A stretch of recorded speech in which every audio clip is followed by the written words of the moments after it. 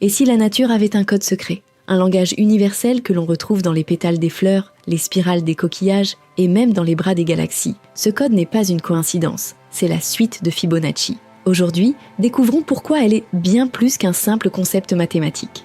Bienvenue chez InnovScience, je suis Claire et je vais vous guider dans cet incroyable voyage à travers les mathématiques et la nature. Tout commence par une formule simple, 1 plus 1 égale 2, 1 plus 2 égale 3, 2 plus 3 égale 5. Chaque nombre est la somme des deux précédents, 0, 1, 1, 2, 3, 5, 8, 13. Une suite apparemment banale, mais dont les propriétés sont profondément ancrées dans la nature. Mais pourquoi cette suite se retrouve-t-elle partout dans la nature? La réponse réside dans une notion fondamentale, l'optimisation. Prenons l'exemple des pétales des fleurs. Pourquoi un tournesol a-t-il souvent 34, 55 ou même 89 graines par spirale? La réponse est mathématique. La suite de Fibonacci permet une répartition optimale dans un espace limité. Chaque pétale ou graine pousse selon un angle d'environ 137,5 degrés, connu comme l'angle d'or. Ce chiffre, lié à la proportion dorée, empêche les graines de se chevaucher, offrant un espace maximal à chaque élément. Ce principe ne s'applique pas seulement aux fleurs. Regardez les coquillages, les pommes de pin et même les cornes de certains animaux.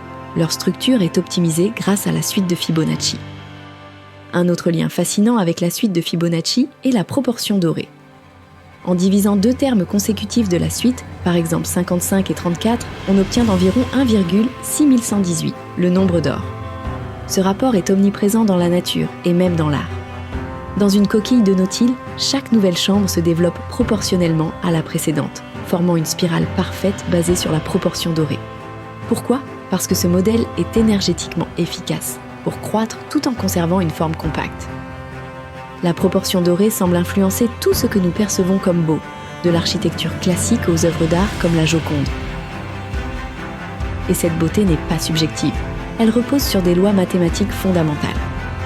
Et si je vous disais que la suite de Fibonacci dépasse les limites de la Terre? Les bras des galaxies spirales suivent cette même proportion. Ce n'est pas une coïncidence, mais une conséquence des forces gravitationnelles et de la physique des fluides. Lorsque des objets tournent dans un espace, ils tendent à s'organiser en spirale naturelle. Ce phénomène, connu sous le nom de spirale logarithmique, suit exactement les proportions de Fibonacci. Ce code se retrouve également dans notre corps. Par exemple, la manière dont les cellules se divisent suit un modèle de Fibonacci, maximisant leur efficacité. Des pétales d'une fleur aux spirales des galaxies, en passant par les mystères de l'ADN, le code de la nature est une preuve fascinante que les mathématiques ne sont pas qu'une invention humaine, mais un langage universel. Ce langage nous relie non seulement entre nous, mais aussi à tout ce qui nous entoure, jusqu'aux étoiles. Chez InnovScience, nous aimons explorer ces connexions et rendre la complexité du monde accessible à tous.